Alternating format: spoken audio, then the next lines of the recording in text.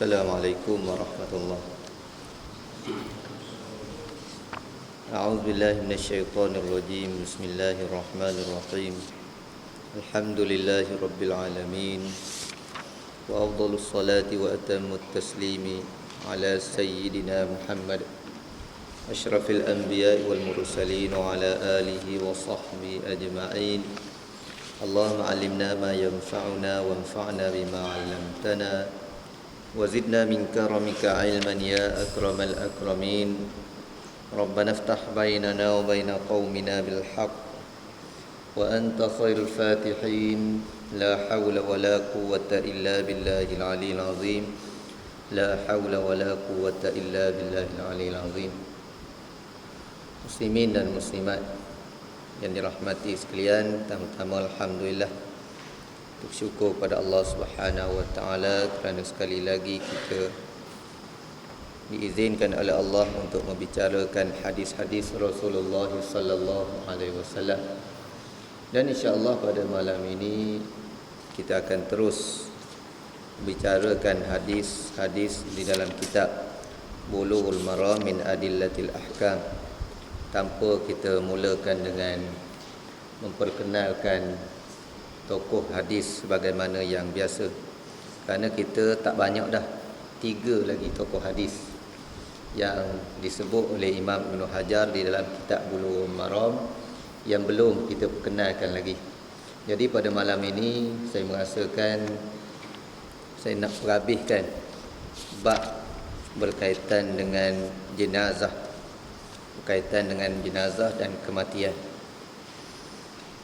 InsyaAllah kita pada malam ini kelas yang ke-44.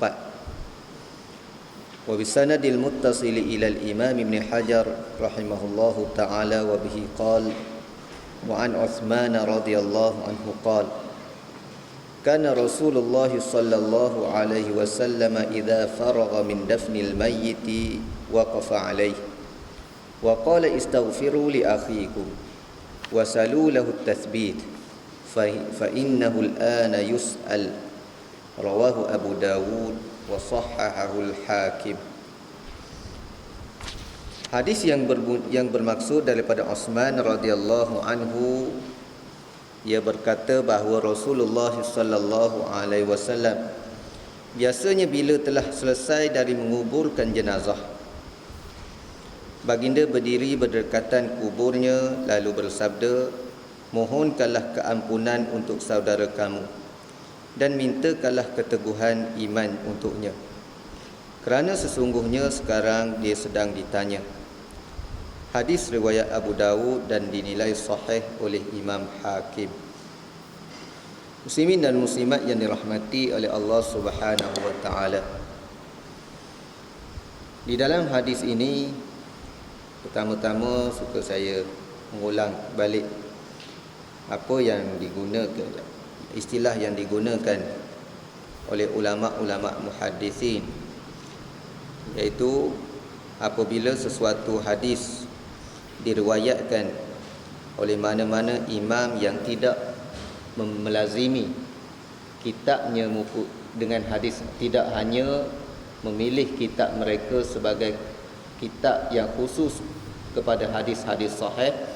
Kebiasaannya ulama-ulama meriwayatkan hadis-hadis tersebut dan menukilkan pandangan-pandangan ulama terhadap hadis-hadis mereka. Sebagaimana contoh dalam dalam hadis ini, hadis riwayat Imam Abu Dawud. Sebagaimana yang kita tahu dalam kitab Sunan Abu Dawud, Imam Abu Dawud tidak mensyaratkan semua hadis yang dimasukkan di dalam kitabnya adalah hadis sahih, tapi yang dimasukkan ke dalam kitabnya hadis yang dijadikan amalan di dalam sesuatu hukum, walaupun ada di sana hadis-hadis yang dhaif. Sebab itulah untuk bila kita mengatakan riwayat Abu Dawud, kita tidak boleh confirm sama ada hadis tersebut hadis sahih ataupun sebaliknya, melainkan dengan nukilan-nukilan ataupun komentar-komentar daripada ulama terhadap hadis tersebut. Adapun Imam Abu Dawud sendiri, dia mempunyai satu kaedah khas yang diketahui oleh ulama-ulama hadis. Kalau kita nak membicarakan kitab Imam Abu Dawud, apabila Abu Daud meriwayatkan mana-mana hadis dan Imam Abu Daud tanpa memberi komentar tentang kedaifan hadis tersebut, maka hadis tersebut dikira hadis yang salih. Apa makna salih? Yang dimaksudkan oleh Imam Abu Daud, para ulama menyatakan salih tersebut salih lil amali bih. Maknanya hadis yang sesuai untuk kita jadikan amalan, walaupun hadis tersebut hadis yang dhaif. Kalau dhaif sekalipun, dia merupakan dhaif yang agak sedikit saja. Ini kaedah kitab Imam Abu Daud rahimahullahu ta'ala. Sebab itulah bagi orang yang benar-benar memahami kaedah Imam Abu Daud rahimahullahu ta'ala anhu, maka bagi mereka tidaklah menjadi satu keperluan sangat untuk memisahkan di antara hadis sahih Abu Daud dengan dhaif Abu Daud, kerana mereka dah ada suatu garis panduan yang diberi sendiri oleh pengarang, iaitu Imam Abu Daud. Adapun hadis kita ini diriwayatkan oleh Imam Abu Daud, dan tokoh yang mensahihkan hadis ini iaitu Imam Al-Hakim rahimahullahu ta'ala. Bila sebut Imam Hakim mensahihkan, menghukumkan hadis ini dengan hadis sahih, juga dibahaskan oleh ulama, kerana Imam Hakim terkenal dengan tasahul ataupun ada kesilapan-kesilapan di dalam menghukum hadis. Kesilapan Imam Hakim biasanya beliau mensahihkan sebahagian daripada hadis-hadis yang memang bila dinilai semula tidak mencapai tahap sahih. Ini kesilapan Imam Hakim, yang mana ada setengah ulama menyatakan kesilapan tersebut berpunca daripada dia tak sempat nak semak semula sebelum daripada kewafatan beliau, iaitu Imam Hakim. Jadi hukum yang diberikan oleh Imam Hakim terhadap sesuatu hadis perlu kepada sokongan daripada tokoh-tokoh ulama yang lain pula. Di antaranya kalau dalam kitab Mustadrak Imam Hakim telah ada satu kitab yang lain yang menjadi kitab penilai kepada kitab Mustadrak Imam Hakim, iaitu kitab yang bernama Talkhisul Mustadrak, ringkasan daripada Mustadrak, iaitu yang dikarang oleh Imam Syamsuddin Az-Zahabi rahimahullahu ta'ala. Beliau memberi sokongan terhadap kenyataan-kenyataan Imam Hakim ataupun bangkangan beliau terhadap kenyataan Imam Hakim. Kalau Imam Hakim kata sahih, kalau dia kata ya, aku setuju, maka hadis tersebut sahih sungguh. Tapi kalau Imam Hakim kata sahih, Imam Zahabi kata tidak, sebenarnya ada kecacatan, maka bila ada berlaku khilaf di antara Imam Hakim dan Imam Zahabi, ulama-ulama hadis menyatakan bahawa pandangan Imam Zahabi lah yang kita pegang. Dalam isu hadis ini, walaupun dia disahihkan oleh Imam Hakim, Imam Zahabi juga menyokong kenyataan beliau dengan menyokong hukum yang diputuskan oleh Imam Hakim. Jadi kesahihan hadis ini memang tidak menjadi masalah. Apa maksud hadis ini? Apa pengajaran daripada hadis ini? Yang pertama, setelah kita menyelesaikan upacara kebumian jenazah, disunatkan kita berdoa kepada jenazah. Istaghfiru li akhikum.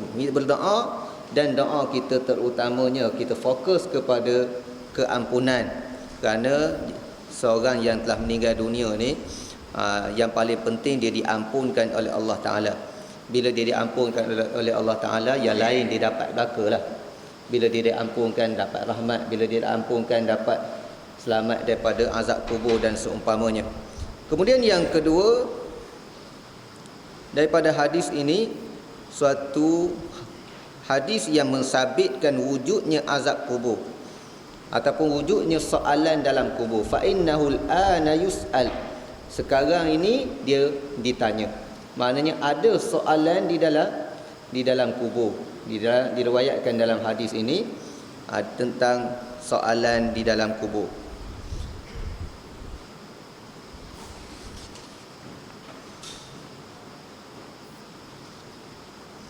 Hadis yang seterusnya, wa an Damrah bin Habib ahadit tabi'in qala kanu yastahibbuna idza suwiya 'ala al-mayyit qabruh وانصرف الناس عنه أن يقال عند قبره يا فلان قل لا إله إلا الله 3 مرات يا فلان قل ربي الله وديني الإسلام ونبي محمد صلى الله عليه وسلم رواه سعيد بن منصور موقوفا.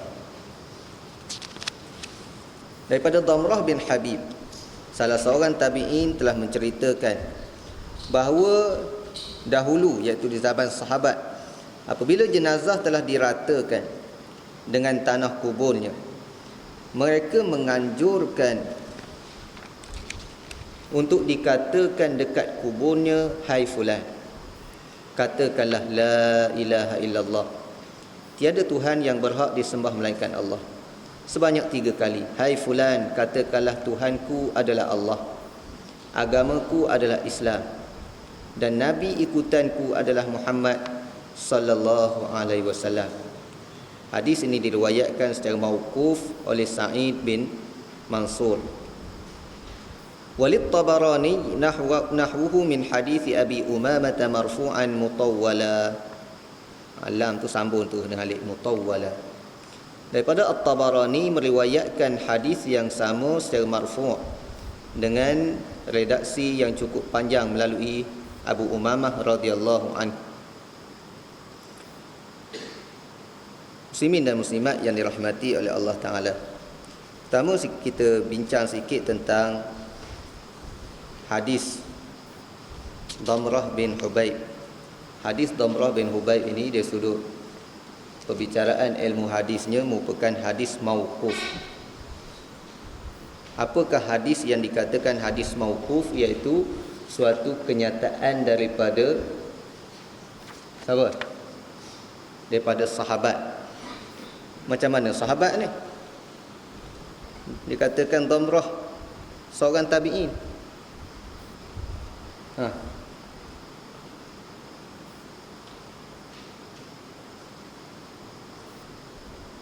Mauquf ke maktub?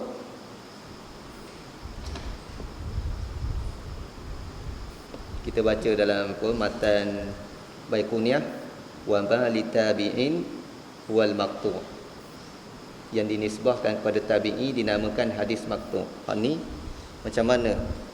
Ibn Hajar kata diriwayatkan oleh Sa'id bin Mansur mauquf.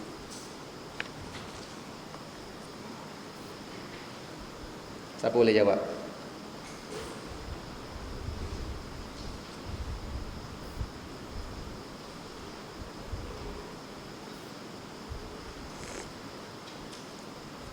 Dia kedudukan hadis. Apabila sahabat meriwayatkan satu hadis lalu dinisbahkan kepada Nabi, walaupun kenyataan sahabat, tapi dia mempunyai hukum hadis marfu'. Sebagaimana sahabat mengatakan kami diperintahkan, yang memerintahkan sahabat sudah pastinya Rasulullah, jadi hukum dia seolah-olah Rasulullah perintah. Apabila tabi'in menyatakan kanu yastahibun, adalah mereka dahulu, golongan sahabat dulu, tabi'in menisbahkan amalan tersebut kepada sahabat, maka di situlah terjadinya gelaran mauquf kepada hadis ini. Sa'id bin Mansur ni salah seorang pengarang kitab Sunan. Rasanya kita dah perkenalkanlah dulu, cuma ingat kedak wallahu a'lam lah. Sa'id bin Mansur. Jadi ini kenyataan daripada tabi'in yang menunjukkan hadis ini tentang sunat apa? Tentang hukum berkaitan dengan, kita panggil apa? Duduk dekat kubur panggil wahai si fulan bin si fulan. Ingatlah kamu dulu, kita kan. Kalau talqin Melayu, ingatlah kamu dulu, kamu keluar daripada dunia dengan kalimah la ilaha illallah. Macam-macam kita sebut, dinamakan talqin. Dan kalau kita tengok di sini, hadis ini menceritakan tentang talqin, hukum talqin. Kenyataan daripada tabi'in ini menisbahkan amalan talqin tersebut kepada sahabat. Amalan talqin selepas daripada ditanam, idza suwiya 'alal mayyiti qabruh, apabila telah diratakan kubur, diratakan kubur si mayat itu, maka ketika itulah dibacakan talqin, ya fulan qul la ilaha illallah salasu marrat. Dah ustaz, timbul isu pula. Di sini sebut ya fulan je. Kita biasa wahai si fulan binti maknya. Contoh. Binti mak ni. Jadi satu akidah orang Melayu, dia kata apa? Bila orang dah mati, kena bin ke mak, tak boleh bin ke ayah. Tu pegangan orang Melayu turun-temurun daripada dulu sehingga sekarang. Nak buat upah haji pun kena binti ke mak. Semua nak binti ke mak. Upacara agama ke urusan-urusan agama dia nak binti ke mak. Berkaitan dengan binti ke mak ni, saya nak sebut, malah ni pegang kemas-kemas. Tidak ada dalil yang kuat tentang binti ke mak. Ada dalil yang sangat-sangat lemah bab binti ke mak ni. Jadi tak perlulah kalau tak tahu nama dia siapa, nama dia Muhammad bin Isa. Sebutlah Muhammad bin Isa nak talqin, tak jadi masalah. Tak jadi masalah. Adapun nisbah kepada mak itu dalil yang terlalu lemah. Bab talqin pun dah ada khilaf.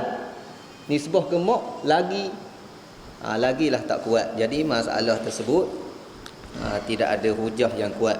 Sebut nama biasa pun tidak jadi masalah. Jadi ini dalam isu talqin. Kemudian hadis yang kedua yang diriwayatkan oleh Abu Umamah Al-Bahili, marfu'. Yang ni lagi kuat. Hadis yang marfu', hadis yang disandarkan kepada Nabi sallallahu alaihi wasallam. Hadis Abu Umamah ni panjang. Hadis ini merupakan hadis yang dinyatakan oleh Imam Ibn Hajar Al-Asqalani di dalam kitab At-Talkhisul Habir. Apabila kita jumpa mana-mana ulama hadis dia sebut qala al-Hafiz fi Talkhis, berkata al-Hafiz. Hafiz itu Ibn Hajar lah. Kalau ulama mutaakhirin yang kemudian daripada Ibn Hajar, bila dia menyebut kalimah al-Hafiz tanpa menyebut nama Ibn Hajar, qala al-Hafiz fil Fathi, berkata al-Hafiz dalam kitab al-Fathi, bukan kitab Fathi. Dia nak ringkas je. Alif lam tu ganti kepada hazah mudhafun ilaih. Kalau dia nak tulis panjanglah sikit. Qala al-Hafiz Ibn Hajar fi Fathil Bari, tapi bahasa Arab mabniyun 'ala al-ikhtisar. Dia ringkas qala al-Hafiz fil Fathi. Kita ingat ada kitab lain pula Ibn Hajar ni. Kitab Fathi nama dia. Tapi ringkasan kerana kitab tersebut makruf sangat, Fathul Bari fil Fathi. Qala al-Hafiz fi Talkhis. Talkhis ni Talkhisul Habir. Talkhisul Habir kitab apa ni?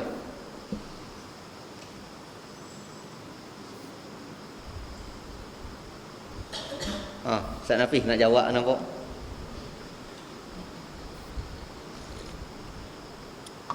Fi takhrij ahadith Ar-Rafi'i Al-Kabir. Kitab dalam mentakhrijkan hadis-hadis kitab Imam Ar-Rafi'i. Imam Ar-Rafi'i sekarang kitab hadis dia, bukan kitab hadis, kitab fiqh dia. Kitab Al-Kabir, kitab Rafi'i. Rafi'i ni salah seorang daripada dua syekh dalam mazhab Syafi'i, Imam Nawawi dan Rafi'i. Dua syekh ni salah seorangnya Imam Rafi'i. Tapi kita biasa dengar Nawawi je, jarang kita dengar Rafi'i. Sedangkan dalam mazhab Syafi'i syaikhain, dua syekh dalam mazhab Syafi'i, Rafi'i dengan Nawawi. Jadi Imam Rafi'i dikarang kitab, nama dia kitab Syarah Kabir. Syarah Kabir, dan kitab Syarah Kabir ini dan fiqh ini ditakhrijkan hadis dia oleh Ibn Hajar. Dalam takhrij Ibn Hajar terhadap kitab ni, Ibn Hajar mengatakan isnadun salih. Hadis yang menceritakan tentang talqin yang diriwayatkan oleh Abu Umamah secara panjang lebar. Hadis tersebut merupakan hadis yang mempunyai sanad yang kuat. Ni kenyataan Ibn Hajar tentang hadis talqin. Waqad qawwahu Diya'u fi ahkamih. Dan hadis ini juga dihukum kuat, dihukum sahih oleh Diya'uddin dalam kitab dia. kitab dia nama Ahkam ataupun Al-Mukhtarah. Dan ramai lagi yang menghukum hadis ini sebagai hadis yang sahih. Tetapi ada pandangan-pandangan yang mengatakan hadis ini hadis yang dhaif. Jadi tentang khilaf talqin ini bermula di mana? Bermula di sudut khilaf tentang sahih ataupun tidaknya hadis tersebut. Ada ulama kata tak sahih. Memang kalau kita baca setengah-setengah kitab, memang daripada awal lagi kata talqin ni hadis tak sahih. Memang ada pandangan-pandangan ulama yang bukan satu aliran saja, tetapi ulama-ulama hadis sebahagiannya menghukum hadis ini bukan setakat dhaif, tetapi dhaif jiddan, terus sangat lemah. Tetapi Imam Ibn Hajar mengatakan hadis ini merupakan hadis yang sahih.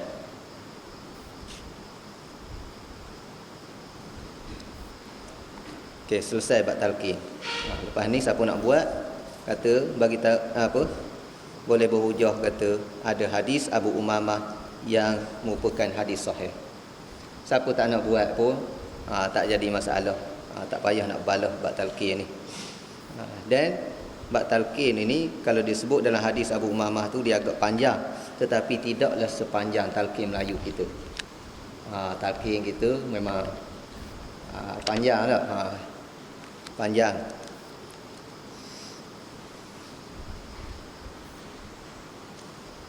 Tapi asas kepada talqin, apa makna talqin? Kita nak mengajar. Nak mengajar. Laqinu daripada talqin, mana kita mengajar. Ajar orang dah mati, kita duduk atas kubur, kita duduk di atas, dia duduk dalam kubur tu. Tu. Hadis yang seterusnya. Wa an Buraidah bin al-Hasib al-Aslami radhiyallahu anhu annahu qala Rasulullah sallallahu alaihi wasallam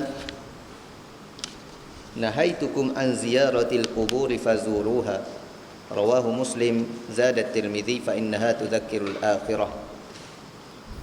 Daripada Buraidah bin Hasib al-Aslami radhiyallahu anhu mengatakan bahawa Rasulullah sallallahu alaihi wasallam bersabda, aku dahulu pernah melarang kamu ziarah kubur, namun sekarang kamu ziarahlah kubur.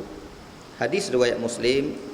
Tirmizi dalam riwayatnya menambahkan kerana sesungguhnya ziarah kubur itu mengingatkan hari akhirat. Zad Ibn Majah min hadis Ibn Mas'ud wa tuzahhidu fid dunya. Ibn Majah menambahkan dalam hadis yang diriwayatkan melalui Ibn Mas'ud radhiyallahu anhu, ziarah kubur itu akan menumbuhkan rasa zuhud terhadap perkara dunia, iaitu boleh menyebabkan kita zuhud kepada perkara dunia. Wa an Abi Hurairah radhiyallahu anhu anna Rasulullah sallallahu alaihi wasallam la'ana zairatil qubur ataupun la'ana zawaratil qubur, zairat ataupun zawarat. Akhrajahu at-Tirmidzi wa sahhahahu Ibnu Hibban. Daripada Abu Hurairah radhiyallahu anhu mengatakan bahawa Rasulullah sallallahu alaihi wasallam melaknat wanita yang ziarah kubur. Hadis diriwayatkan oleh Tirmizi dan dinilai sahih oleh Ibnu Hibban. Tirmizi sesudah mengenengahkannya mengatakan bahawa hadisnya hadis hasan. Ini disahihkan oleh Ibnu Hibban. Itu tambahan daripada penta'liq itu. Dalam matan tidak ada, dia habis wasahahu Ibn Hibban saja. Okey, 3 hadis depan kita, ataupun 2 hadis, hadis Buraidah dan hadis Abu Hurairah. Hadis Buraidah menceritakan tentang bab ziarah kubur secara umum, tak kira lelaki, tak kira perempuan. Yang mana ziarah kubur ni disebut dalam hadis Buraidah yang merupakan hadis yang sahih. Nahaitukum, ataupun dari riwayat yang lain kuntu nahaitukum, aku dulu melarang kamu daripada ziarah kubur, sekarang pergilah ziarah. Sekarang pergilah ziarah. Ala fazuruha, setengah riwayat menambah ala. Mana sekarang pergi ziarah. Daripada hadis ini ada beberapa pengajaran. Bahawa pengajaran yang pertama, berlaku nasakh dalam sesuatu hukum. Apa makna nasakh? Iaitu perubahan daripada satu hukum yang dulunya haram sekarang jadi dibenarkan. Dulu lain, sekarang lain. Maknanya isu U-turn boleh baca isu hadis ni tak? U-turn. Orang sekarang ni kadang-kadang marah U-turn. Nak U-turn pun tak jadi masalah, tengok keadaan tak. Jangan langgar tiang api dah lah. Nak U-turn, kena tempat U-turn, kena U-turn. Bukannya semestinya U-turn itu suatu kesalahan. Dan dalam Islam ada nasakh kuntu nahaitukum. Maknanya sebelum daripada ni Nabi melarang ziarah kubur. Kenapa? Kalau kita tengok perbahasan daripada ulama, kenapa pada peringkat awalnya Nabi larang ziarah kubur?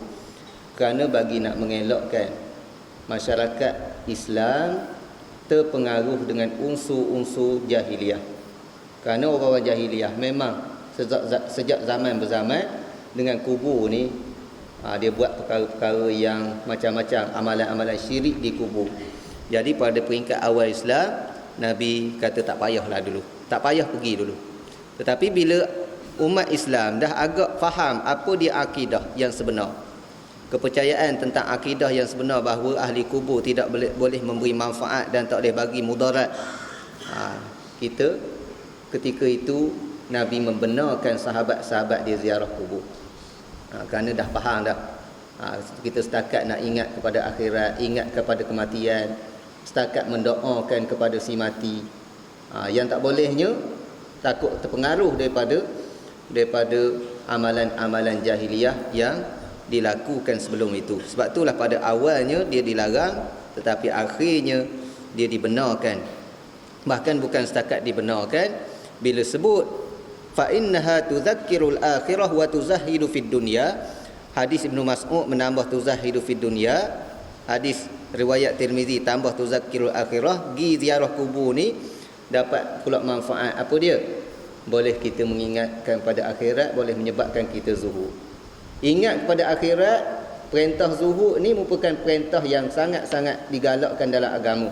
Jadi ada perintah yang digalakkan, maka ziarah kubur juga merupakan suatu yang digalakkan di dalam agama. Isu yang seterusnya berkaitan dengan perempuan yang ziarah kubur. Saya nak tanya, kitab siapa Zairah? Angkat tangan. Zairah. Subuh salam Zairah. Zairah subuh salam. Zairah. Ibanatul Ahkam Zairah. Kitab saya Dr. Nuruddin Itir, dia bawa satu, dia tulis dengan lafaz zawaratil kubur. Zawaratil kubur. Apa makna Zairah ni? Perempuan-perempuan yang ziarah kubur. Kalau zawara, hak yang galak sangat pergi ziarah. Dia atas wazan sirah mubalaghah, atas wazan fa'al. Zawar fa'al, maknanya hak yang galak sangat. Orang yang galak sangat pergi ziarah kubur ni, kebiasaannya mereka melakukan perkara-perkara yang tidak sepatutnya. Kalau orang ziarah sekali-sekala, hak tu ziarah. Tapi kalau zawara ni, galak sangat. Galak sangat ziarah kubur, pantang ada orang mati nak pergi. Dia tu perempuan. Dalam isu ni, kalau kita tengok secara zahir, Nabi larang zawaratil al-kubur, perempuan yang rajin sangat ziarah kubur.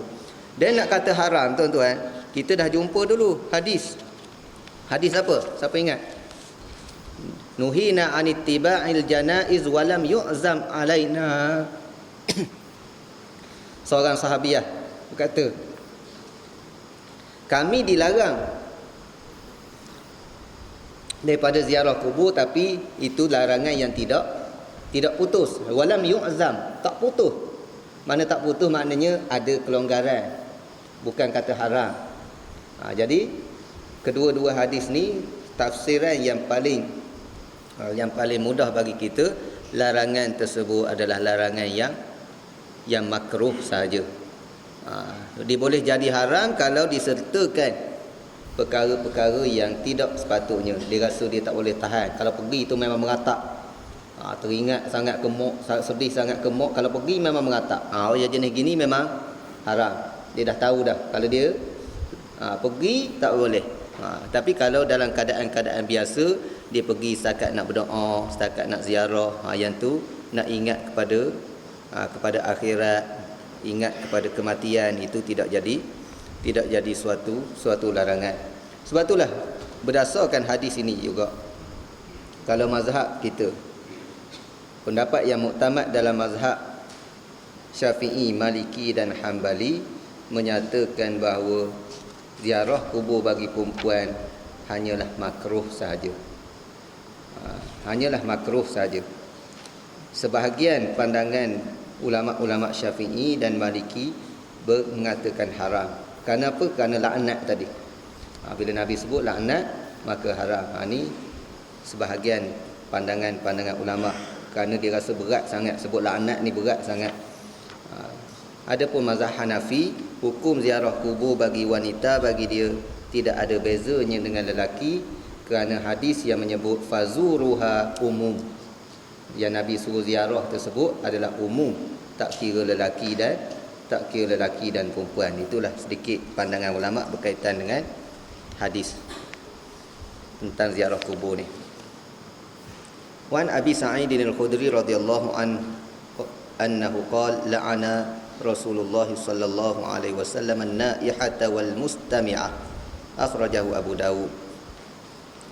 Wa an Ummi Ati, daripada Abu Sa'id al-Khudri radhiyallahu anhu mengatakan bahawa Rasulullah sallallahu alaihi wasallam melaknat wanita yang meratapi kematian dan yang sengaja memperdengarkannya. Saja suka nak pergi dengar orang meratap. Diriwayatkan oleh Abu Dawud. Wa an Ummi Atiyah radhiyallahu anha qalat akhadha alaina Rasulullah sallallahu alaihi wasallam alla nanuh, muttafaqun alaih.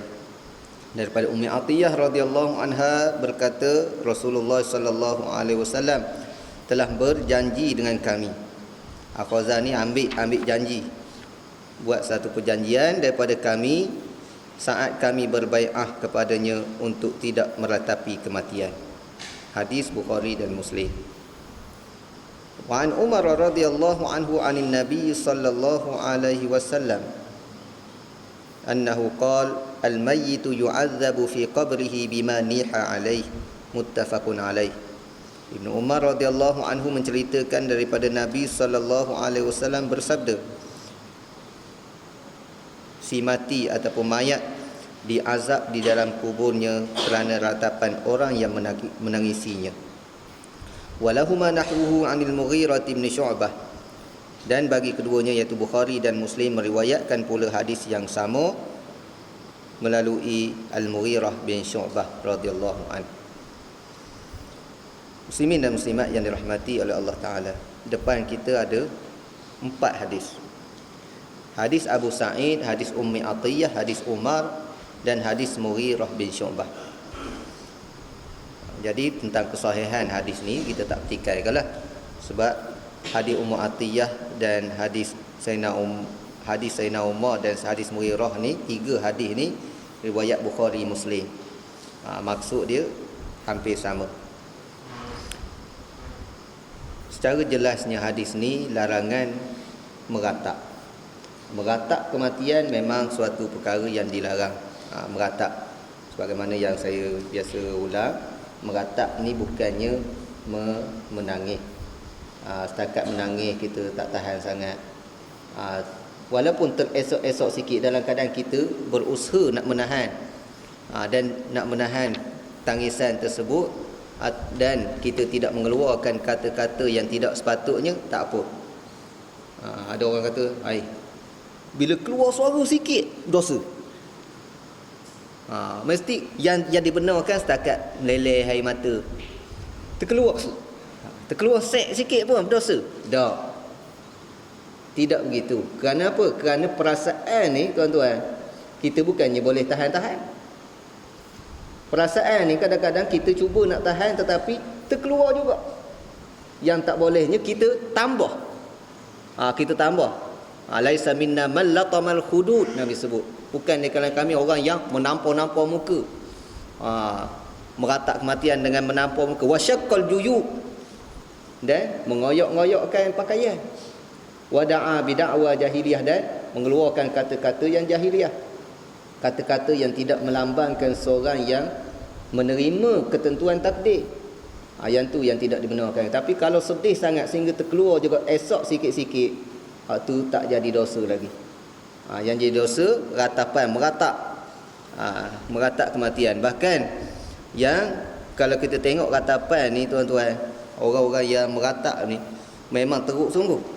Nak tengok siapa-siapa nak tengok meratak kematian, boleh tengok Syiah lah. Syiah seolah-olah jadi suatu kewajipan pula macam meratak ni. Kalau nak kata tak meratak, Syiah tak meratak, tu mungkin bukan Syiah kot. Kalau tak meratak tak mati ni, Syiah memang. Saya pun nak tengok orang meratak kematian. Antaranya yang berlaku ke atas Hafiz Hasad dulu. Hafiz Hasad dulu mati, ramai orang meratak.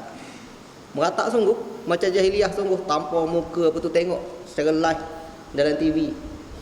Dia tunjuk orang ni tampar muka, koyak baju, meraung-raung.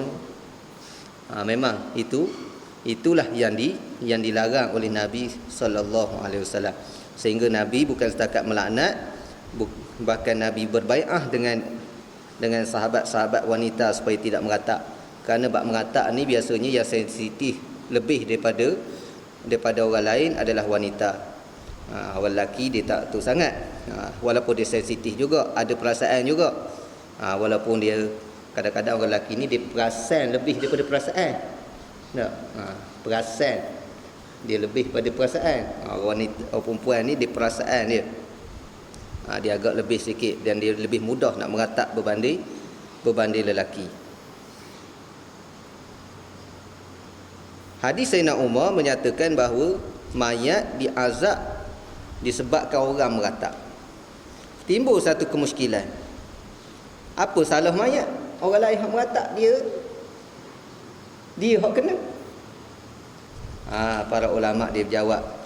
Kalau dia suruh kita tengok dari segi zahir hadis ni, orang mana-mana orang meratak, mayat kena. Tapi tengok ayat yang lain pula, wala taziru waziratu wizra ukhra. Seseorang tak tanggung dosa orang lain. Dia dah mati, nak tanggung apa dosa orang? Tak ada kena-mengena dengan dia. Para ulama menyatakan di sini hadis ini boleh ditafsirkan dengan keadaan semasa. Kerana keadaan semasa atau masyarakat Arab ketika tu, bab ratapan ini dia jadi satu wasiat pula. Ayah dia wasiatkan anak sebagai penghargaan, sebagai nak ingat dia mati, nak ingat mengenang jasa dia, kena ratak, kena menangis, kena itu ini. Bila dia mengarahkan orang selepas daripada dia untuk meratak, yang itulah orang meratak dia juga berdosa. Tapi kalau tanpa ada arahan daripada dia, memang tidak dikenakan apa-apa. Ini penafsiran daripada ulama. Kerana apa? Kerana nampak ada percanggahan di antara hadis dengan ayat Quran, wala taziru waziratun wizra ukhra. Ayat yang mengatakan kita tak tanggung dosa orang lain. Tapi kalau seseorang tersebut dia mewasiatkan supaya kalau dia mati kena ratak, kena buat ratapan, maka dosa tu memang dosa dia, sebab dia suruh, dia wasiatkan, dia arahkan kepada keluarga mereka. Ini yang ditafsirkan oleh ulama. Kemudian yang seterusnya, hadis yang seterusnya, wa an Anas radhiyallahu anhu annahu qala syahidtu bintan lin nabi sallallahu alaihi wasallam tudfan wa rasulullah sallallahu alaihi wasallam jalisun indal qabr faraitu aynaihi tadma'an, rawahu al-Bukhari. Daripada Anas radhiyallahu anhu menceritakan, aku menyaksikan jenazah puteri Rasulullah sallallahu alaihi wasallam dikebumikan, sedangkan Rasulullah sallallahu alaihi wasallam duduk berhampiran kuburnya, dan ternyata kulihat air mata baginda berlinangan. Ini Ibn Hajar bawa hadis ni nak menerangkan kepada kita bahawa menangis kerana kesedihan tidak jadi suatu dosa. Yang jadi satu dosa ratapan. Beza di antara meratap dan sedih dengan kematian. Jadi hadis ni mudah saja faham. Dia nak bagi tahu beza saja. Wa an Abdullah bin Ja'far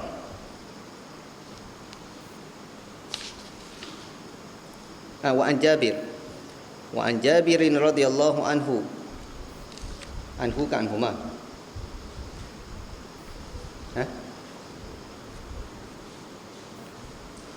ada anhuma, ada naskah tulis anhuma.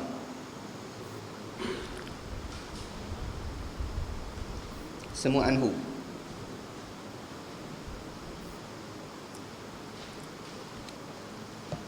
Dalam syarah Subus Salam ada tulis anhuma. Siapa bawa syarah Subus Salam? Ada tulis anhu ke anhuma? An Jabir.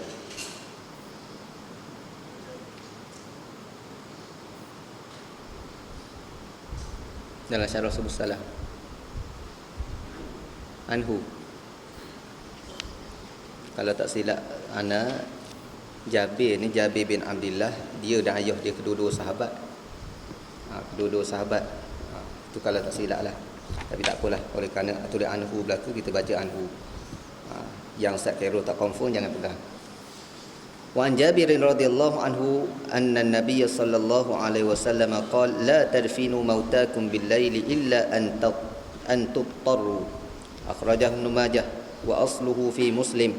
Lakin qala zajara an yuqbara ar-rajulu bil-lail hatta yusalla alaih.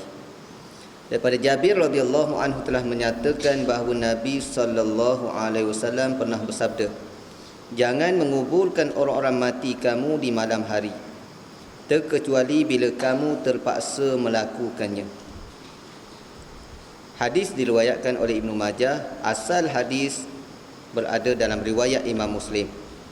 Namun disebutkan baginda sallallahu alaihi wasallam melarang mengebumikan jenazah seseorang di malam hari sebelum disolatkan.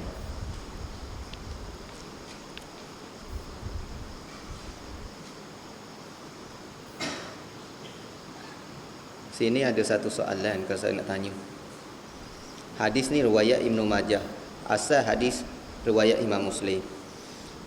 Kita tahu bila Ibnu Hajar mengatakan riwayat si fulan bin si fulan, kemudian asal hadis ni ada dalam kitab si fulan bin si fulan, maknanya hadis yang mempunyai erti yang sama diriwayatkan oleh sahabat yang sama ada dalam kitab tersebut.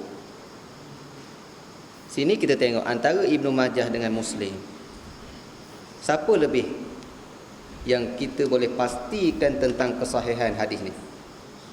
Mesti kita kata Imam Muslim. Soalan, kenapa Imam Ibnu Hajar pilih riwayat Ibnu Majah, tak pilih riwayat Imam Muslim? Siapa boleh jawab? Soalan masalah hadis sikit.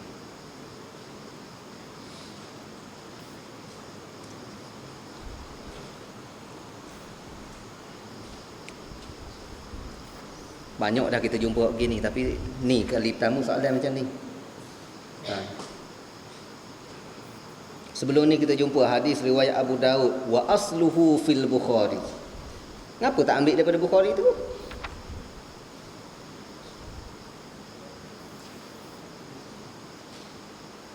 Banyak dah kita jumpa dah. Siapa boleh jawab? Jawapan dia, siapa baca Matan Baikuni tak jumpa. Matan Baikuni memang tak jumpa jawapan dia. Agak-agak siapa? Kita tunggu minggu depan. Imam Ibnu Hajar dia tidak memilih hadis Imam Muslim dan ataupun dia tidak memilih hadis Imam Bukhari. Dia hanya menyebut wa asluhu fi Muslim wa asluhu fil Bukhari. Kenapa? Kerana kadang-kadang Imam kebiasaannya Imam Ibn Hajar dia pilih lafaz yang ringkas saja. Dia nak fokus bab apa? Bab tanam jenazah pada waktu malam. Kalau tengok dalam Muslim, banyak lagi cerita dia. Jadi nak fokus waktu, tengok dalam riwayat Ibn Majah, ni ringkas. Ambil riwayat Ibn Majah, tapi nak membuktikan kesahihan fakta tersebut, dinyatakan hadis yang seperti ini juga ada dalam Muslim. Ni antara sebab Ibn Hajar dia bawa satu hadis riwayat selain daripada Bukhari dan Muslim, tetapi dia kata wa asluhu fil Bukhari wa asluhu fis sahihain wa asluhu fi Muslim. Itu di antara rahsia sebab apa dia pilih riwayat selain daripada Bukhari dan selain daripada Muslim. Sedangkan memang kalau kita ikut kaedah asal, bila ada riwayat Bukhari dan Muslim, tidak sepatutnya kita memilih riwayat-riwayat yang lain dengan kita meninggalkan riwayat Bukhari ataupun Muslim. Apatah lagi Ibn Hajar dia tahu riwayat tersebut ada, tetapi dia meninggalkan kerana ada sebab-sebabnya. Sebab kerana riwayat ini lebih padat dari sudut mana, lebih ringkas, dan riwayat ini dia fokus kepada tajuk yang dia nak bincang, sedangkan riwayat Bukhari panjang, macam-macam lah, ada banyak sebab-sebab dia. Okey, hadis ini, apa maksud hadis ni? Secara zahir Nabi larang kita mengkebumikan jenazah pada waktu malam. Tetapi kita tengok dalam riwayat Muslim menyatakan illah, sebab apa larangan tersebut. Kerana kalau waktu malam ni bimbang tanam dulu, tak ada nak sembahyang. Dan ulama menyatakan juga kalau tanam waktu malam, kalau zaman dulu mungkin kalau sembahyang pun tak ramai. Kita nak kepada doa orang yang ramai, kita baca dulu kelebihan yang orang yang salla alaihi arba'in, yang sembahyang sampai peringkat 40 orang. Jadi kalau waktu malam zaman dulu pengangkutan payah, malam ni binatang-binatang kala jengking apa tu keluar daripada padang pasir, jadi gangguan-gangguan, halangan-halangan nak pergi menguruskan jenazah. Tu banyak halangan-halangan yang mungkin boleh menyebabkan kita menguruskan jenazah dengan tidak sempurna, maka makruh kita tanam di waktu malam. Tapi kalau dalam keadaan tidak ada masalah dah sekarang ni, macam zaman sekarang ni, ulama menyatakan tidak jadi masalah dah kalau kita tanam di waktu malam. Lebih-lebih lagi dengan kemudahan lampu dan seumpamanya. Dan zaman kita ni nak pergi semayang jenazah waktu maghrib pun tak ada masalah. Dan kita tengok pula hadis-hadis yang lain, Nabi sebut asri'u bil jenazah, supaya kita segera menguruskan jenazah. Tak ada apa dah kita nak perlu tunggu selesai dah ke dah, maka kita selesaikan secepat mungkin. Jadi masalah nak itu di waktu malam ni ada illah dia. Hadis yang seterusnya, hadis ni panjang perbahasan insya-Allah. Wa an Abdullah bin Ja'far radhiyallahu anhuma annahu qala lamma jaa na'yu Ja'farin hina qutil qala an-nabiy sallallahu alaihi wasallam isna'u li ali Ja'farin ta'ama faqad atahum ma yashghaluhum.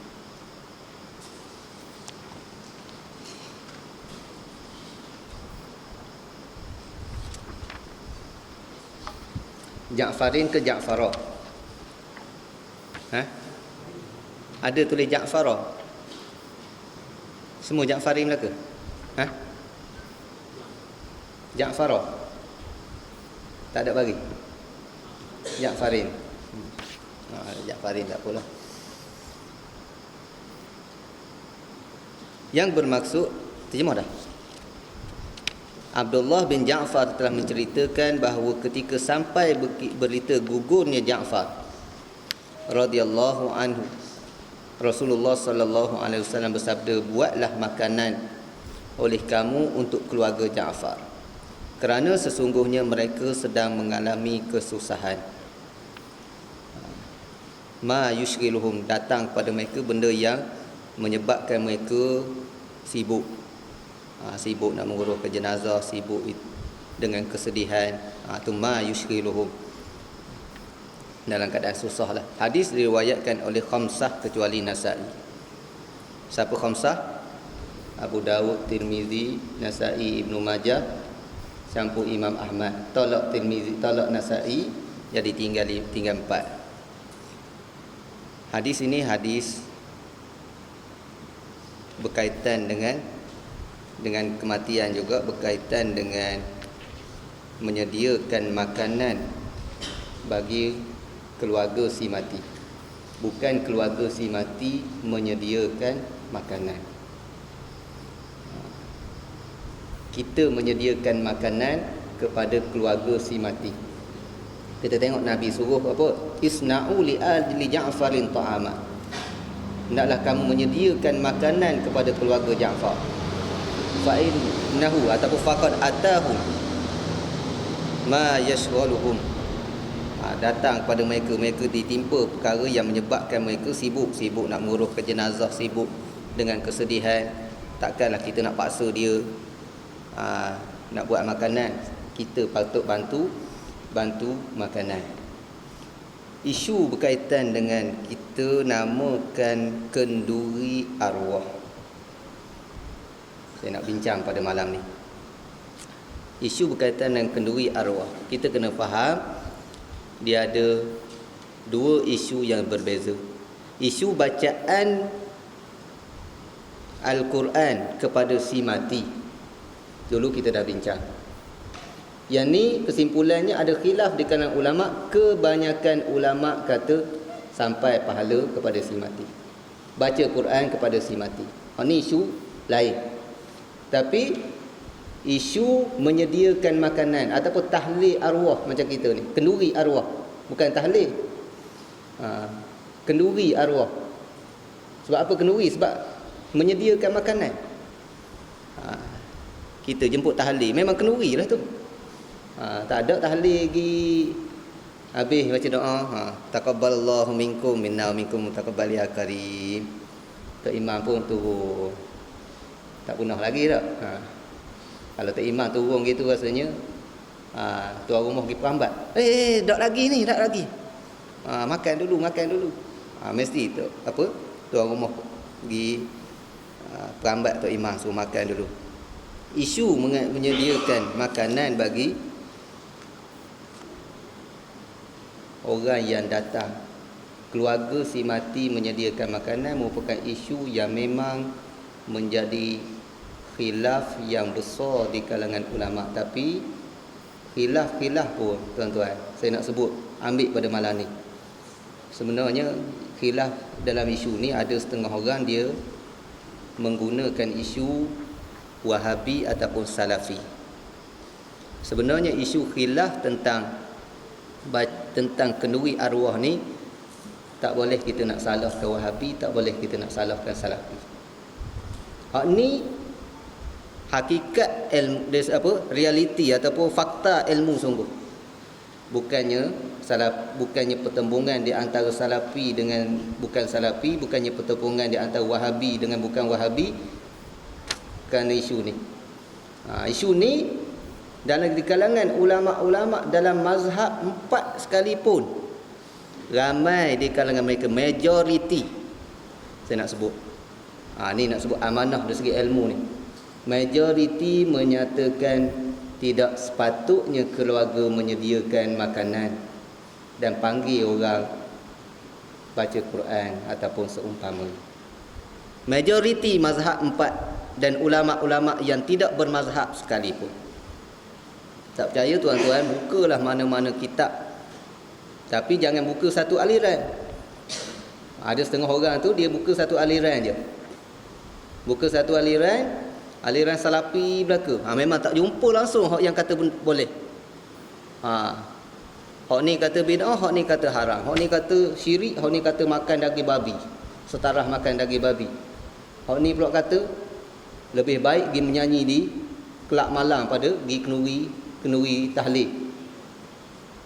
Hak yang kata gitu tuan-tuan, bukannya sebarangan orang. Ada tokoh yang penulis kitab yang terkenal, saya tak perlu sebutlah nama, dia kata lebih baik pergi nyanyi kat kelab malam dia kata pada pergi kenduri arwah. Hak tu. Tapi bila kita buka segala perbahasan ulama, sama ada dalam mazhab, luar mazhab, yang tidak bermazhab, kita akan dapati majoriti tidak menggalakkan. Sama ada mereka menghukumnya haram perbuatan tersebut ataupun mereka menghukumnya makruh. Jadi bagi kita, kalau kita oleh kerana adat-adat kita dah begitu, kita ambil lah yang ringan yang kata makruh tu. Maknanya ada pandangan yang kata makruh kenduri arwah. Apa dalil-dalil? Kita bincang pula dari sudut dalil. Kalau di tuan-tuan, saya nak sebut dalam mazhab Syafi'i sendiri, kalau kita tengok dalam kitab Manhaji, ni tokoh mazhab Syafi'i yang ada sekarang ni. Sekarang ni berada di Malaysia dia, Dr. Mustafa Bura. Dan dia sebut ini juga di antara bid'ah.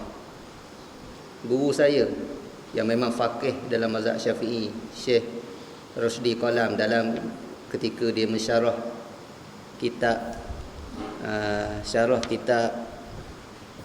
Kifayatul Akhyar. Dalam kitab Kifayatul Akhyar sebut sepintas lalu, dalam isu ni dia kata ini merupakan amalan bid'ah yang dilakukan turun-temurun.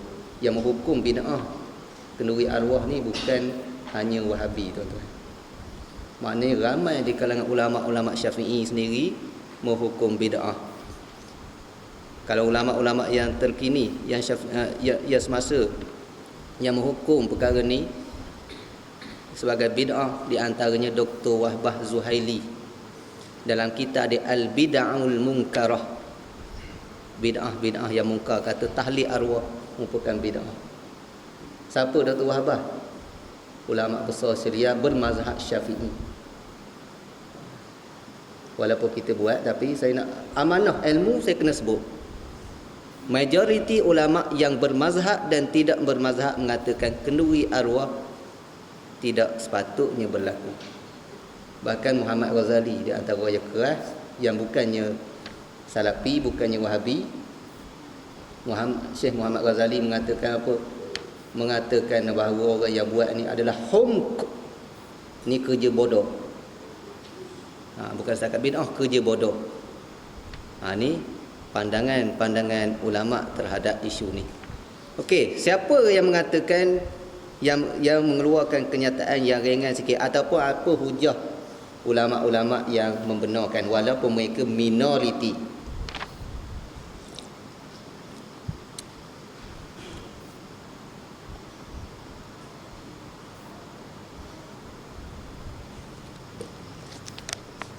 Saya nak sebut sikit.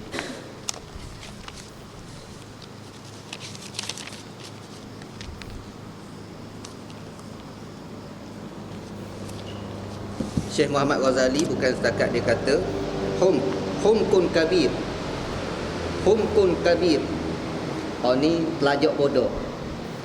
Kabir besar, maknanya bodoh berdoa. Telajak bodoh buat kerja ni. Ni Imam Ahmad kata min fi'lil jahiliyah. Tu tak apalah, ulama-ulama yang terdahulu tu macam-macam lah. Kita tengok. Bahkan sahabat Nabi yang bernama Jarir bin Abdullah menyatakan kunna nu'iddul ijtima'a ila ahlil mayyiti wa san'ahumut ta'ama ba'da dafnihi minan niyaha. Kami mengira, iaitu kami siapa? Sahabat-sahabat menganggap kita berhimpun bertemu dengan keluarga si mati, dan mereka menyediakan makanan selepas daripada mereka dikebumikan jenazah, termasuk daripada ratapan, iaitu amalan jahiliyah. Ini dalil yang sangat kuat. Tetapi ada satu tokoh yang saya nak sebut, tokoh ulama yang terkenal di Maghribi, ulama muasirin juga, yang bernama Syekh Abdullah Al-Ghumari. Dalam satu kitab beliau yang bernama Itqanus San'ah fi Tahqiqi Ma'nal Bid'ah. Itqanus San'ah fi Tahqiqi Ma'nal Bid'ah. Beliau mengatakan perkara tersebut dibolehkan.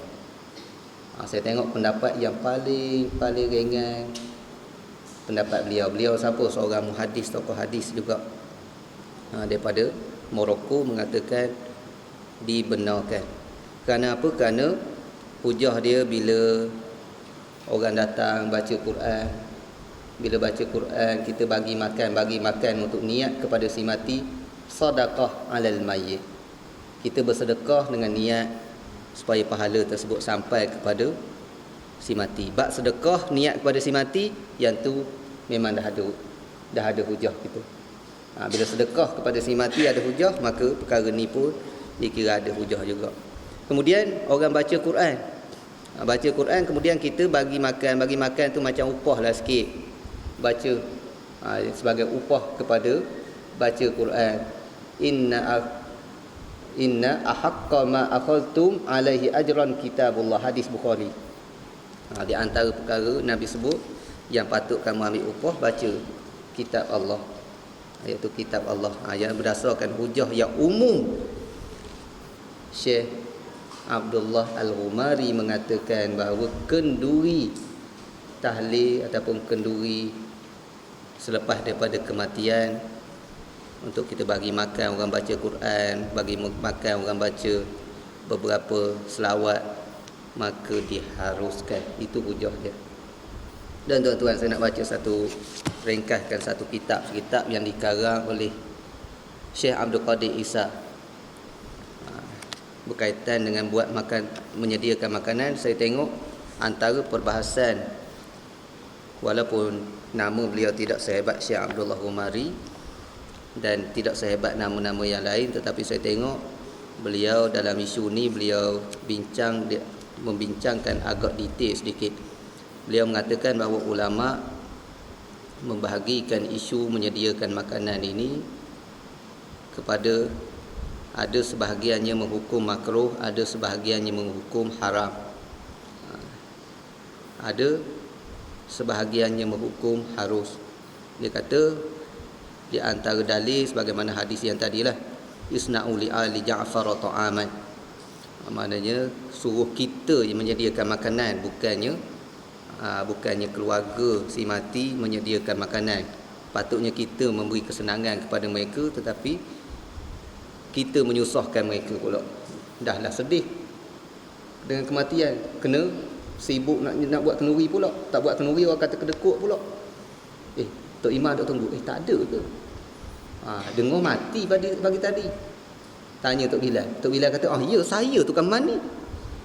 Tak ada ke jemput? Tak ada ke jemput? Jadi isu pula. Sepatutnya tidak begitu. Dan Syekh Abdul Qadir Isa dia kata apa? Pendapat yang melarang ini pendapat jamaahiril fuqaha, wa minhum fuqaha'ul madhahibil arba'ah. Jumhur kebanyakan ahli-ahli fiqh, termasuk ulama-ulama fiqh dalam mazhab yang 4. Tapi sebahagian yang lain mengatakan boleh. Apa dalil boleh? Ni nak dengar sangat ni tak? Tapi ada orang kata ustaz yang pergi tahlil ni bukan apa, lapar sangat tu. Waktu tak patut. Kita kadang-kadang kita pilih pandangan walaupun tidak berapa kuat, pandangan yang makruh, pandangan yang membolehkan. Kita tahu tidaklah sekuat pandangan yang melarang, tapi bukan kita pergi tu kerana kita lapar sangat. Kalau ikut, baik kita makan kedai lagi sedap. Tak, ikut kita nak order, ikut kita nak pilih. Tapi oleh kerana dah jadi adat kita yang agak susah kita nak itu kan. Tambah lagi siapa-siapa jadi tok imam, memang di antara arahan daripada pihak atasan kena menguruhkan jenazah tahlil sekali. Bila tahlil tu memang makanlah tu. Sekali makan, tak kata tahlil saja. Jadi terpaksa kita memilih pandangan-pandangan yang seumpama ni. Apa dalil dia? Dalil dia Imam Ahmad bin Mani'. Imam Ahmad bin Mani' dia salah seorang pengarang kitab Musnad, meriwayatkan daripada Ahnaf bin Qais bahawa Ahnaf bin Qais menceritakan bahawa ketika Sayyidina Umar Al-Khattab ditikam, mana Sayyidina Umar ni nak tahu dah dia akan mati, dia menyuruh Suhaib sembahyang, mengimamkan sembahyang selama 3 hari, dan dia menyuruh supaya disediakan makanan untuk orang ramai. Suhaib 3 hari mu jadi imam, lepas tu buat makan 3 hari, buat makan. Ini arahan daripada Sayyidina Umar. Apa hadis ini, apa komentar Ibnu Hajar dalam kitab Matalib Aliyah. Kitab ni dalam dicetak dalam 6 jilid. Antara yang mentahqiq kitab ni Syekh Habibur Rahman Al-A'zami. Ibnu Hajar mengatakan bahawa hadis ini isnaduhu hasan, hadis yang hasan. Kenyataan Sayyidina Umar yang menyuruh Suhaib menyediakan makanan dan mengimamkan solat. Imamkan solat orang ramai lah 3 hari ni. Sebab itulah bila kenyataan ini keluar daripada Sayyidina Umar, Nabi sebut alaikum bisunnati wa sunnatil khulafa'ir rasyidin. Kamu kena pegang dengan sunnahku dan sunnah khulafa'ir rasyidin. Sayyidina Umar salah seorang daripada khulafa'ir rasyidin tanpa khilaf di kalangan ulama. Jadi bila dia mengarahkan tu, dan riwayat ni sanad dia sahih, sanad dia hasan, boleh diterima. Jadi nak kata haram, takkan Sayyidina Umar tak tahu benda ni, siap dengan bagi arahan lagi. Tetapi tidak boleh menyaingi kekuatan hadis yang hadis jari tadi. Hadis jari tadi memang Nabi sebut, Nabi sendiri hadis Ja'far. Ja'far tadi Nabi sendiri sebut suruh orang lain yang menyediakan makanan. Hadis Jarir bin Abdullah menyatakan bahawa menyediakan makanan itu termasuk daripada niyahah, termasuk daripada ratapan amalan-amalan jahiliah. Ni. Kemudian Imam Ahmad dalam kitab dia Az-Zuhd meriwayatkan daripada Imam Tawus. Tawus ni di kalangan salah seorang tabi'in, ulama tabi'in, menyatakan bahawa innal mauta yuftanuna fi quburihim sab'an wa yastahibbuna an yut'amu anhum tilkal ayyam. Intaha. Isnaduhu qawi, kata Ibnu Hajar. Imam Ahmad meriwayatkan dalam kitab Zuhud daripada Tawus bin Kisan Al-Yamani, ulama tabi'in. Apa kenyataan Tawus? Dia kata sesungguhnya orang mati dia diuji dalam kubur dia ataupun diseksa dalam kubur dia 7 hari, dan disunatkan dalam tempoh 7 hari tersebut diberi makan kepada orang lain, niat kepada mereka. Walaupun ini kenyataan tabi'in, tetapi kenyataan yang berkaitan dengan akhirat, berkaitan dengan perkara gaib, orang yang dah mati, memang di situ ada suatu sangkaan husnuzon kita, perkara tu perkara bukannya ijtihad. Husnuzon kita menyatakan bahawa mesti diambil daripada sumber-sumber yang boleh dipercayai juga, sama ada sahabat. Kemudian sahabat mungkin ambil daripada Rasulullah. Ada kemungkinan sebab perkara tersebut perkara gaib. Kalau bukan perkara gaib, tabi'in bercakap dalam perkara ijtihad. Ijtihad tak terima masalah berkaitan dengan kematian orang yang dah mati. Bila bercakap berkaitan dengan orang yang dah mati, ada unsur-unsur perkara tersebut kemungkinan dia ada sandarannya daripada Rasulullah sallallahu alaihi wasallam. Jadi ini ringkasan hadis ini, kenyataan Tawus ini sanad dia kuat sebagaimana yang dinyatakan oleh Imam Ibnu Hajar Al-Asqalani rahimahullah taala. Jadi situ ada 2 hadis saya nak sebut, 2 hujah yang membolehkan kita melakukan kenduri arwah. Walau bagaimanapun kita tetap menyatakan kebanyakan ulama melarang perbuatan tersebut. Ni dari segi ilmu kita kena bagi tahu. Walaupun kita rasa berat juga nak tu. Sebab itulah janganlah kalau kita dah belajar gini, janganlah kita duk maksa-maksa sangat ustaz buat tahlil. Dan kalau kita nak buat, ada satu amalan yang ada satu teknik yang dilakukan oleh setengah-setengah pihak. Dia mengikut sunnah. Macam mana mengikut sunnah? Pihak masjid yang menyediakan makanan.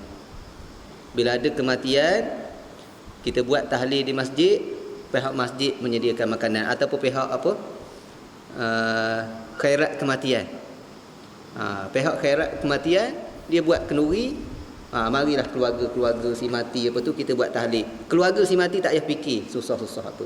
Kalau buat macam ni, tepatlah isna'u li ali Ja'farin ta'ama. Nabi suruh orang lain buat sediakan makanan, kita menyediakan makanan kepada keluarga si mati, dan kita baca tahlil doa, yang tu tidak timbul masalah. Dan ada dah setengah-setengah tempat dia buat macam tu. Kita tak payahlah nak pergi nyusah-nyusah ke keluarga buat di rumah. Kita maklumkan kita buat itu dengan cara yang baru yang tidak menyusahkan keluarga. Pihak khairat kematian, bukan hanya kita bagi duit, tapi kita buat menyediakan makanan kepada keluarga si mati. Jadi usahalah supaya kita boleh melakukan tindakan yang demikian. Dengan yang demikian sedikit meringankan keluarga si mati, dan kita boleh ikut sunnah secara sepenuhnya. Jadi kalau kita begini seumur, tak berapa nak selesa juga. Walaupun ada hujah, tapi hujah kita tahu tidak berapa kuat mana. Isu yang menyebabkan jadi besarnya isu menyediakan makanan. Makanan disediakan oleh keluarga si mati. Tu isu besar. Kalau isu bab tahlil, bab baca Quran, kita doa, berselawat, kita niat bacaan, yang tu memang tu terbalik pula. Jumhur ulama, ramai ulama kata sampai. Sedikit segelintir ulama kata tak sampai.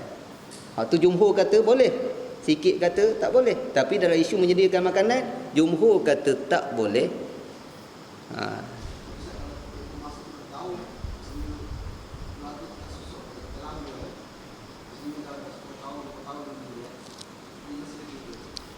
Dia kira ahli keluarga, ahlil mayit, keluarga tu menyediakan makanan. Cuma zaman sekarang ni, zaman kita tidak bergantung sangat pada makanan. Adalah satu perkara yang baik yang kita lakukan, yang kita boleh puji juga, iaitu kita bantu keuangan. Bantu keuangan. Contoh, janganlah tuan rumah tak ada tabung tak. Orang lain lah tolong sediakan tabung untuk kita sumbang, supaya dengan sumbangan tersebut sedikit sebanyak boleh membantu keluarga. Mungkin dengan keluarga tu ada anak yatim, ada susah, ataupun nak dapat sekaligus keluarga yang miskin yang nak dapat sekaligus kos pengurusan jenazah, dia tak masuk khairat kematian, tak itu tak ini. Dengan kita bantu duit tu, sedikit meringankan bebanan dia. Tu antara amalan yang baik. Wa ta'awanu 'alal birri wat taqwa. Dan amalan tersebut janganlah pula kita anggap kita bagi duit untuk dibuat kenduri mana ni. Aku dah hubung RM10, malam ni tak jemput lagi. Tunggu malam kedua tak jemput. Siapa suruh hubung niat gitu? Kita niat membantu keluarga yang mengalami musibah. Tak jadi masalah, kita bantu kewangan.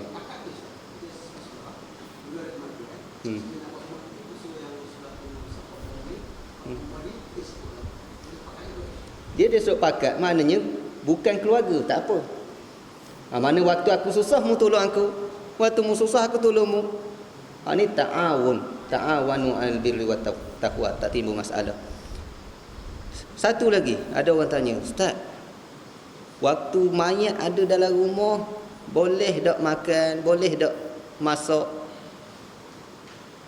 Ni orang Melayu pantang. Budak-budak kecil kadang-kadang, tak boleh nak nyusu pergi rumah sebelah. Pergi rumah sebelah. Kenapa? Mayat ada lagi tu. Ayah tak tu lagi. Awak dah nak nyusukan anak. Bawa lah anak keluar rumah, pergi rumah jiran. Dia tanya nak apa? Nak tumpang nyusukan anak. Islam tak suruh begitu. Cuma yang ulama-ulama sebut, bila kematian yang tak boleh masuk tu, masuk apa? Ulama kata kematian ni jangan kita jadikan macam pesta untuk kita bersukaria, nak makan minum gitu dak. Yang tu tak boleh. Tapi kalau keluarga tu memang tak ada tempat dah. Itulah rumah dia, anak dia, ayah meninggal pagi tengah hari nak makan, tak salah masuklah situ. Yang terbaik orang lain hantar makanan. Tapi kalau orang lain buat dek je, buat tak tahu belaka, tak salah. Tak salah dia nak masak untuk keperluan dia. Jangan percaya sangat apa khurafat orang Melayu tu, selagi mayat ada dalam rumah tak boleh makan dalam rumah.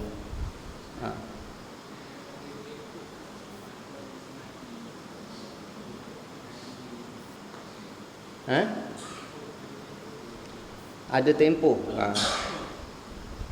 Cuma tempoh yang nak buat kenduri tu, masuk dia kalau kenduri tu kita nisbahkan kepada kematian termasuk.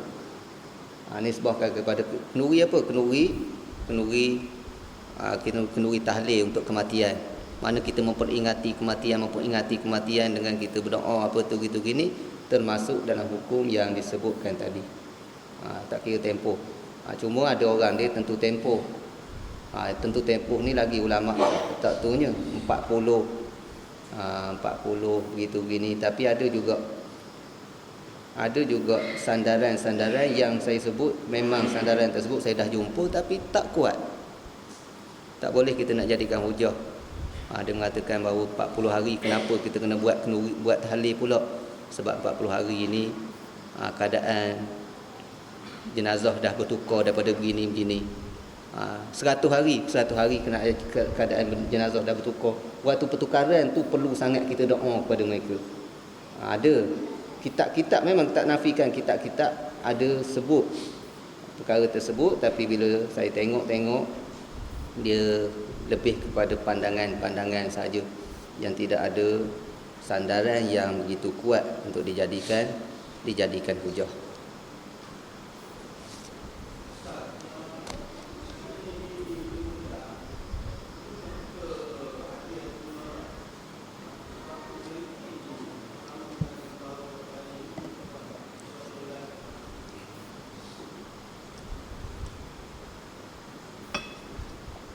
Sekiranya kita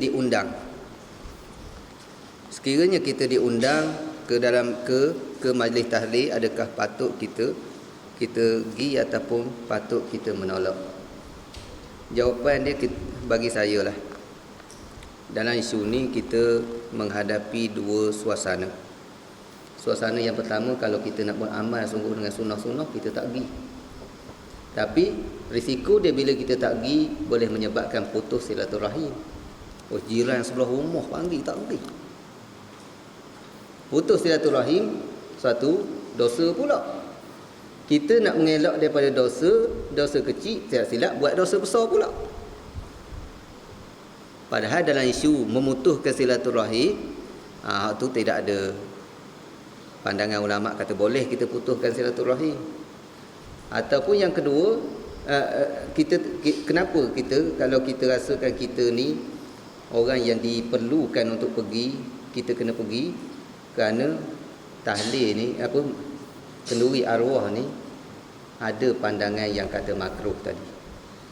Tak apalah kita nak beramal dengan makruh kerana kita nak jaga supaya tak jadi perbalahan, kita nak meraih hati sahabat, kita nak dakwah dia, tidak jadi suatu masalah. Jangan pula kerana kita nak jaga, nak ikut sunnah sangat, tak kira sampai balah sana balah sini, yang jadi kita melakukan dosa yang lebih besar. Kecuali kita ni tidak diperlukan sangat. Tidak diperlukan sangat macam mana? Jadi pada malam ni jemaah masjid ni jemput ke rumah saya, ada kenduri tahlil, jemaah masjid 200. Kalau kita tak pergi pun, kita ni orang tak ambil kira sangat. Tak penting. Kalau Tok Imam ke rumah ni. Jadi tu saya tak agak ke orang lain lah ni. Tok Imam tu hukum dia lain dengan orang biasa. Orang biasa ni boleh kata sipir mudahnya boleh kita ngelak lebih baik. Kalau jemputan tu, kalaulah kita tak boleh nak mengelak, itu lebih baik kita meraihkan. Kita terpaksalah beramal dengan pandangan yang lemah sedikit, tetapi kita nak jaga maslahah yang lebih besar. Ni kita ambil kaedah akhafud dararain. Satu lagi tuan-tuan, kalau kita nak menyediakan makanan ni, kita bagi makanan pun tak apa, kita sedekah dengan niat keluarga. Ada satu tempat tu saya nak sebut, ni pelik, kenduri tahlil tak boleh. Tapi bila orang hantar makanan, suruh buat tahlil, dia bahan makanan saja, tahlil dia tak buat. Sebab dia kata apa? Dia kata tak boleh kenduri tahlil. Gabung tu, ada kematian kenduri dengan tahlil, gabung tiga tak boleh. Kalau tak gabung tak apa. Tak gabung macam mana? Orang hantar makanan, makan saja. Ada pula amalan setengah-setengah orang tu begitu. Saya tak payah sebutlah mana tempat dia. Kalau ada yang amal gitu tu, lebih baik saya nak sebut, lebih baik ceritakan apa yang sebenarnya. Begini. Kalau sama-sama kita bahan nasi minyak dia, tapi kita tak pernah doa ke dia, tu berat juga tu. Bahan makan nak, tapi doa tak ambung. Rasa-rasa lebih ringan orang yang bertahlil lagi. Tahlil dan makan tu. Jadi isu tahlil ni jelaslah kepada kita. Jadi kalau kita nak buat, janganlah kita janganlah kita anggap merupakan suatu kewajipan. Dan siapa-siapa yang tak buat, jangan kita pandang sini. Yang ni antara perkara yang kita kena ubah dalam masyarakat kita. Kadang-kadang tak buat, memang orang bercakap, tengok kaya tapi tak ada lagi jemput kita, dah 3 hari dah ni. Tok Imam berangai rumah orang kaya ni mesti makan sedap. Kurang-kurang buffet 3-4 jenis makanan. Tapi pandangan-pandangan yang macam tu kita kena ubah, kena cerita keadaan yang sebenar. Dan isu ni bagi saya tidak adil kalau kita jadikan isu pertembungan di antara salafi dan bukan salafi. Isunya bukannya salafi, tetapi kadang-kadang orang nak nampakkan benda ni buruk.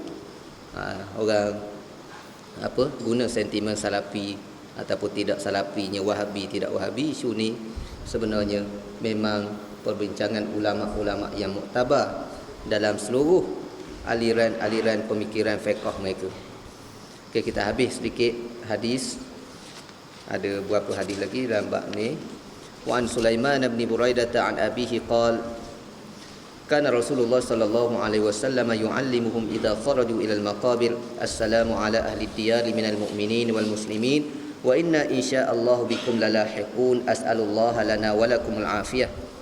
Sulaiman bin Buraidah radhiyallahu anhu telah meriwayatkan daripada ayahnya yang telah menceritakan bahawa Rasulullah sallallahu alaihi wasallam mengajar mereka doa berikut saat memasuki kubur, iaitu doa ketika memasuki kubur, iaitu assalamu ala ahli diyar minal mu'minin wal muslimin wa inna insyaallahu bikum lalahiqun as'alullaha lana wa lakumul afiyah. Apa makna dia? Assalamu al sejahtera ke atas ahli penduduk kampung di kalangan orang mukmin, iaitu penduduk sebuah negeri kubur lah, di kalangan orang yang beriman dan Islam, dan kami insya-Allah akan bertemu dengan kamu. Aku memohon kepada Allah dan untuk kami dan kamu kesejahteraan. Tu kita minta keselamatan bagi mereka semua dan kita juga. Ni satu lafaz doa. Wa an Ibn Abbas radhiyallahu anhuma qala marra Rasulullah sallallahu alaihi wasallam bi quburil Madinah فأقبل عليهم بوجهه فقال السلام عليكم يا أهل القبور. Ni lagi mudah. Ahlad diyar ni pelik sikit bunyi. Kita tak biasa bahasa Arab ni. Kalau ahli kubur ni mudah. Ya ahlal kubur. Kita ubah. Kita biasa ahli. Bahasa Melayu ahli, tak ada ahla. Tapi bahasa Arab ni bila ada ya depan dia jadi ahla. Kita ubah. Assalamualaikum ya ahlal kubur. Jadi Arab selalu. Kalau assalamualaikum ya ahli kubur, jadi Melayu. Ahli kubur. Kalau Arab ya ahlal kubur. Kemudian yaghfirullahu lana wa lakum antum salafuna wa nahnu bil athar. Rawahu Tirmizi wa qala hasan. Ibnu Abbas menceritakan bahawa Rasulullah sallallahu alaihi wasallam melalui kubur penduduk Madinah. Maka baginda menghadapkan muka ke arahnya dan berdoa, Assalamualaikum ya ahlal kubur, yaghfirullahu lana wa lakum antum salafuna wa nahnu bil athar. Apa makna? Semoga salam dilimpahkan kepada kamu wahai ahli kubur. Mudah-mudahan Allah melimpahkan keampunannya bagi kami dan kamu semua. Kamu adalah para pendahulu kami, dan kami akan menyusul kemudiannya. Hadis Tirmizi, dan hadis ini dinilai sebagai hasan. Jadi tuan-tuan, kalau kita tak ingat nak doa macam sebagaimana yang Nabi sebut ni, kita bagi salam Assalamualaikum ya ahlal kubur, kemudian kita doa dalam bahasa Melayu. Itu paling simple. Bagi salam kemudian doa dalam bahasa Melayu. Wa an Aisyah radhiyallahu anha qalat qala Rasulullah sallallahu alaihi wasallam la tasubbul amwat fa innahum qad afdau ila ma qaddamu. Daripada Aisyah radhiyallahu anha telah menceritakan bahawa Rasulullah sallallahu alaihi wasallam pernah bersabda, janganlah kamu mencaci orang yang sudah mati, kerana sesungguhnya mereka telah menjumpai balasan amal perbuatannya. Afdau, telah berlalu. Itu mereka dah lepas dah, selesai dah bahagian dia. Yang tak perlulah kita nak kutuk-kutuk lagi orang mati. Ini larangan daripada Nabi, supaya kita jangan mengutuk orang mati. Dah macam mana tabat yada abi lahabi watab tu. Tuan-tuan, kita masalah kutuk orang mati ni, kalaulah dia tu tidak memberi apa-apa. Contoh dia mati, bila dah mati habis begitu saja, tak perlulah kita nak bangkit balik. Tapi kalau katakan dia tu merupakan tokoh pembawa ajaran sesat, yang ajaran dia berleluasa, tak salah kita nak sebut, nak menghindarkan orang. Macam contoh tokoh Fir'aun, Abu Lahab, Abu Jahal, kita sebut maki semua, salah apa, kita kutuk semua. Kita sebut lagi tokoh-tokoh yang jahat, yang dah mati dalam keadaan jahat, yang mempunyai pengaruh dia sendiri. Tapi yang tak ada pengaruh dah, lantak ke dia lah. Siapa mati? Orang sebelah rumah kita. Siapa tu? Kerja dia apa? Pengayuh beca je. Ada pengikut tak? Tak ada pengikut. Dia ada bawa ajaran pelik tak? Tak ada bawa ajaran pelik. Dia ada dosa tak? Dosa dia banyak. Kau duduk sebelah rumah dia, kau tahulah gini. Yang tu tak boleh. Dosa dia tidak mempengaruhi orang lain, tiba-tiba kita duduk sibuk nak buka balik dosa-dosa dia. Kerana kita tak tahu, mungkin Allah Ta'ala dah mengampunkan mereka. Warawat Tirmizi anil Mughirati nahwahu lakin qala fatu'zul ahya. Daripada Tirmizi meriwayatkan hadis yang sama melalui Mughirah bin Syu'bah. Di sini mengikut ulama hadis dikira dua hadis. Walaupun lafaz dia hampir sama, tapi yang pertama hadis Aisyah, yang kedua hadis Mughirah. Tetapi dalam hadis ini menambah fatu'zul ahya. Jangan kamu mengutuk, mencaci orang yang sudah mati, kerana boleh menyakitkan hati orang-orang yang hidup. Kutuk ayah dia dah mati, memanglah anak beras hati lah. Aku dah sedih dengan kematian ayah, tiba-tiba mengutuk pula. Ini suatu adab dan tindakan yang tidak sepatutnya berlaku. Kemudian habis dah bab jenazah.